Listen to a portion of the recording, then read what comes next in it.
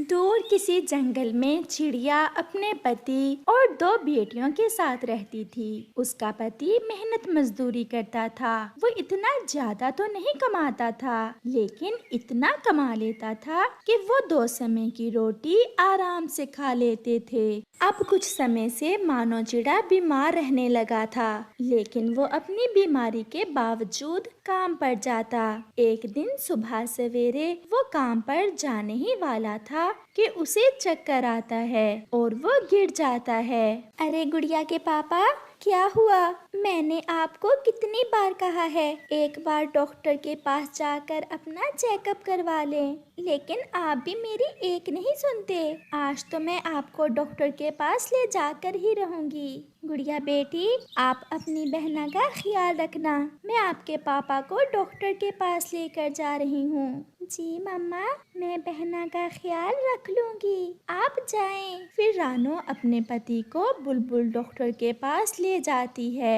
बुलबुल doctor मानो चिड़े का अच्छे से चेकअप करती है। रानो, मैं तुमसे कुछ छुपाना नहीं चाहती। तुम्हारे पति को ब्लड कैंसर है और वो भी आखिरी स्टेज पर। अब तो इनका इलाज भी नहीं हो सकता। अब बस ये तुम्हारे पास कुछ ही दिनों के मेहमान हैं। अब आप इन्हें काम पर बिल्कुल न जाने देना। बुलबुल डॉक्टर रानो को ये सब बता रही थी और रानो ये सब सुनकर बुत बनी खड़ी थी। रानो, अब आपको हिम्मत से काम लेना होगा, क्योंकि अब अपने परिवार का आपको ही सहारा बनना है। फिर रानो अपने पति को लेकर अपने घर वापस आ जाती है। रानो, बताओ ना, क्या कहा बुलबुल डॉक्टर ने? मुझे क्या हुआ है? जी कुछ नहीं। डॉक्टर कह रही थी आपको बस थोड़ी खून की कमी है, जिसकी वजह से कमजोरी ज्यादा हो गई है। अब आप कुछ दिन काम पर नहीं जाएंगे, घर पर रहकर आराम करेंगे तो जल्दी ठीक हो जाएंगे। रानो, ये आप क्या कह रही हैं? अगर मैं काम पर नहीं जाऊंगा तो घर का चूल्हा कैसे जलेगा? उसकी आप चिंता ना करें, मैं हूँ ना, मैं कुछ कर लूंगी। रानो, मैं आपको काम करने नहीं दे सकता। मुझे कुछ नहीं हुआ, मैं ठीक हूँ।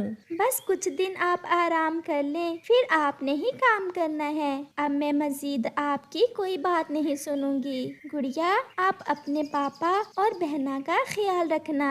मैं किसी काम की तलाश में जा रही हूँ। फिर रानो चिड़िया घर से बाहर काम की तलाश में चली जाती है। वो सारा दिन काम की तलाश करती है, लेकिन उसे कोई भी काम नहीं मिलता। ऐसे वो हर रोज सारा दिन फिरती, लेकिन उसे कोई ढंग का काम ना मिलता।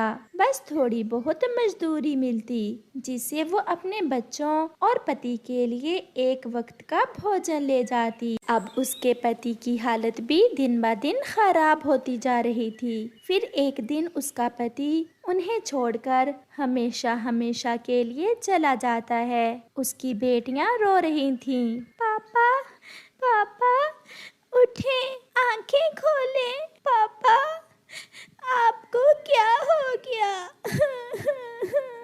क्या मेरे पापा अब कभी लौट कर नहीं आएंगे?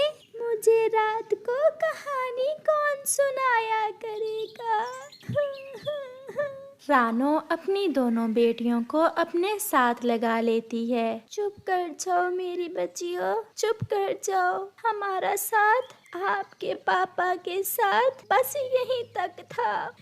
अब जिंदगी के सफर में हम अकेले रह गए हैं। रानो तो अपने पति के जाने के सदमे से बिस्तर पर ही लग जाती है। घर में खाने के लिए कुछ भी नहीं था। उसकी पड़ोसन गोरी कव्वी उसके घर आती है। रानो, अब तुम्हें खुद में हिम्मत पैदा करना होगी। जाने वालों के साथ जाया नहीं जाता।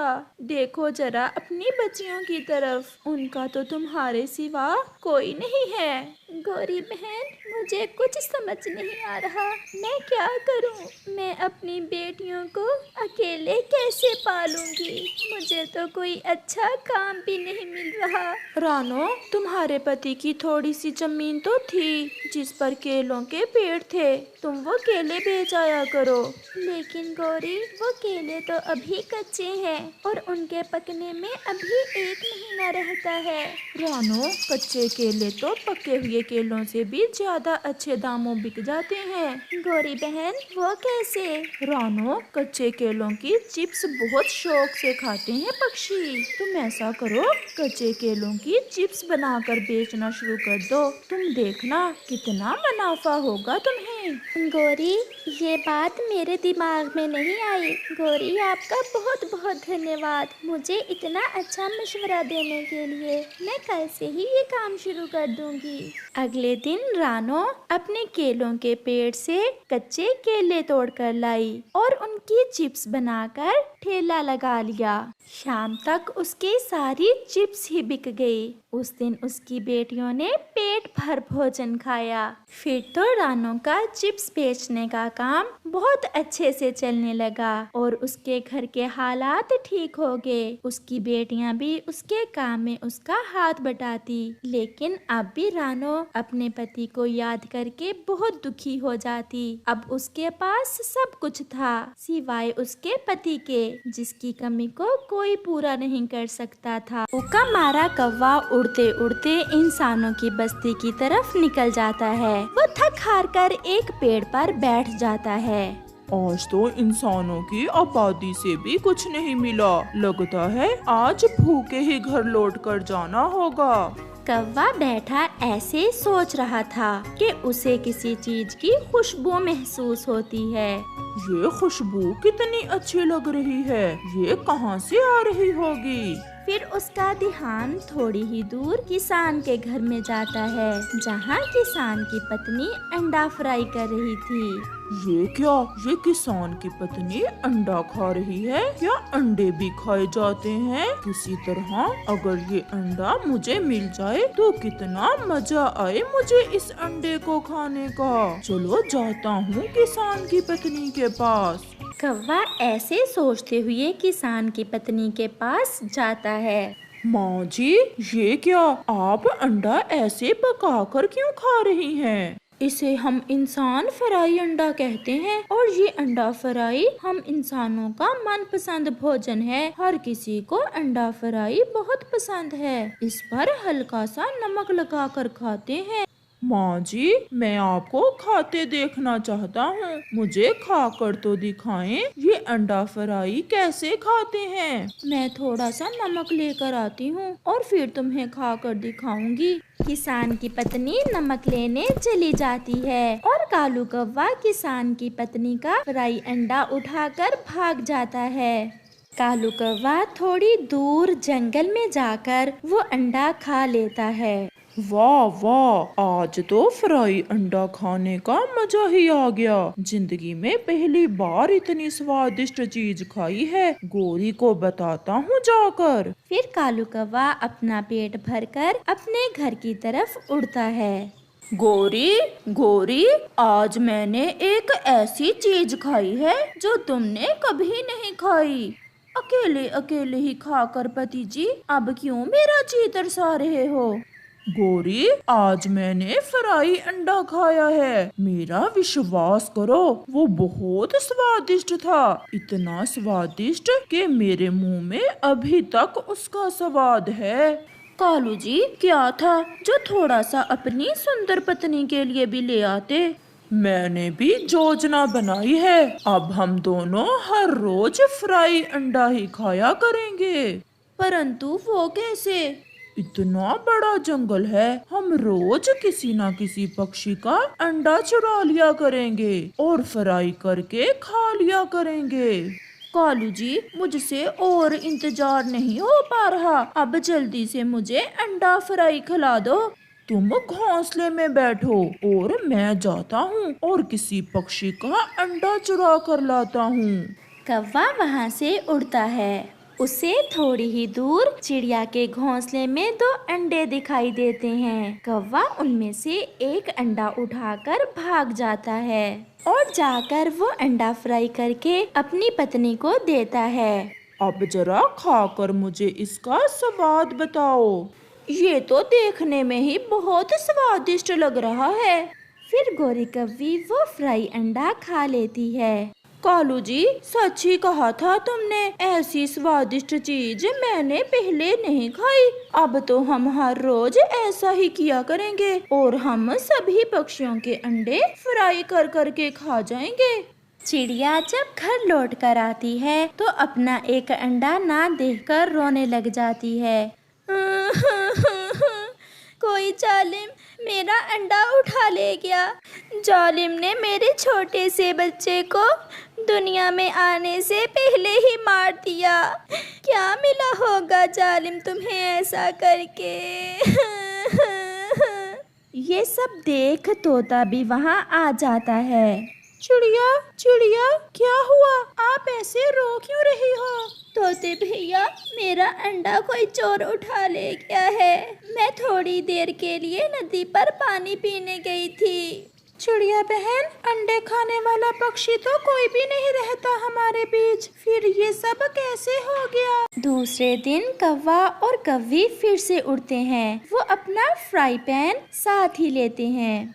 कालू जी, तुम यहाँ बैठकर आग जलाओ और पैन को गरम करो और मैं बुलबुल के घोंसले से अंडा उठा कर लाती हूँ। अभी कल ही उसने 2 ताजे ताजे अंडे दिए हैं। वो ऐसा ही करते हैं। गोरी बुलबुल के घोंसले की तरफ जाती है। वो छुपकर बैठ जाती है। मैं अपना भोजन ले आती हूँ। थोड़ी देर बाद धूप तेज हो जाएगी और फिर वापस आकर मैं अपने अंडों पर बैठ जाऊंगी। बुलबुल भोजन लेने चली जाती है। वो बेचारी ये कब जानती थी कि अंडा फ्राई खाने की शौकीन गोरी कव्वी छुपी बैठी उसके जाने का ही इंतजार कर रही थी। गोरी तुरंत बुलबुल के घोंसले में जाती है और उसके घोंसले से दोनों ही अंडे उठाकर भाग जाती है। अरे गोरी, ये क्या? तुम तो बुलबुल के दोनों अंडे ही चुरा लाई, एक छोड़ देती। ऐसे तो बुलबुल रो रो कर मर जाएगी। इतना छोटा सा तो है बुलबुल का अंडा, एक से मेरा पेट कब भरेगा? तो फिर क्या ये दोनों ही तुम खाओगी? ज्यादा बातें ना सुनाओ, जल्दी से ये अंडे फ्राई करो और मुझे दो। फिर कालू वो दोनों अंडे फ्राई करता है। गोरी वो दोनों ही अंडे खा जाती है और कालू गोरी का मुंह देखता रह जाता है। कालू जी, मुझे तो ऐसी लत पड़ गई है अंडे फ्राई खाने की कि दिल करता है हर समय मुझे फ्राई अंडा ही मिलता रहे। अब जिस भी पक्षी का अंडा चोरी करेंगे वो मैं फ्राई करके खाऊंगा। तो मैं कौन सा भूखी रहूंगी, मैं भी किसी पक्षी का अंडा चुरा लूंगी। अंडा चोरी करना सबसे आसान काम है, ये तो भोजन चोरी करने से भी आसान है।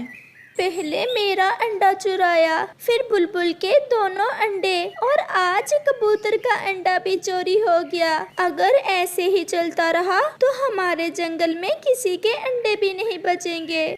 जो भी हो, मैं उस चोर को नहीं छोड़ूंगा। मैं तो मार कर ही दम लूंगा ऐसे जालिम को जिसने हमारे मासूम अंडों को चुराया। न जाने उसने हमारे मासूम अंडों से क्या बर्ताव किया होगा। चिड़िया बहन, आप वो सामने वाले सूखे पेड़ पर एक छोटा सा घोंसला बनाएं और मैं अभी आया। कबूतर भैया, बताते तो जाएं कि आखिर आप क्या करने जा रहे हो। चिड़िया बहन, आप बस घोंसला बनाएं। और कबूतर वहाँ से चला जाता है। कबूतर मैदान में सांप की बिल पर जाता है और वहाँ से सांप के 2 अंडे उठाकर ले आता है। चिड़िया बहन, अब ये अंडे इस घोंसले में रखकर हम नदी पर चले जाएंगे और फिर शाम को देखेंगे कि कौन चुराता है। ये अंडे खाने से कोई कैसे मरेगा? क्योंकि ये अंडे जहरीले सांप के हैं। मैं किसी को मारना नहीं चाहती, परंतु उस जालिम ने जो हमारे अंडों से किया है वो है ही इसी लायक। फिर चिड़िया और कबूतर वो सांप के अंडे उसने घोंसले में रखकर नदी पर चले जाते हैं। थोड़ी ही देर बाद कौवा और कव्वी भी उड़ते उड़ते वहाँ आ जाते हैं। कालू जी जल्दी से इसी पेड़ के नीचे पैन गरम करो, 2 अंडे मिल गए। ये घोंसला किसी पक्षी ने आज ही बनाया है। पहले मुझे वचन दो कि एक अंडा मुझे दोगी। कालू जी प्रॉमिस, अब जल्दी करो, मेरे मुंह में पानी आ रहा है। फिर कौवा पैन गरम करता है और गोरी वो दोनों अंडे उठा लेती है। कौवा और कौवी वो अंडे फ्राई करते हैं और वो दोनों एक एक अंडा खा लेते हैं। वो ये कब जानते थे कि वो अंडे तो जहरीले सांप के हैं। कौवा और कौवी फ्राई अंडे खाते ही मर जाते हैं और फिर उन्हें बुरे काम की सजा मिल जाती है। इस कहानी से हमें सीख मिलती है, जो किसी के साथ बुरा करता है अंत में उसका ही बुरा होता है।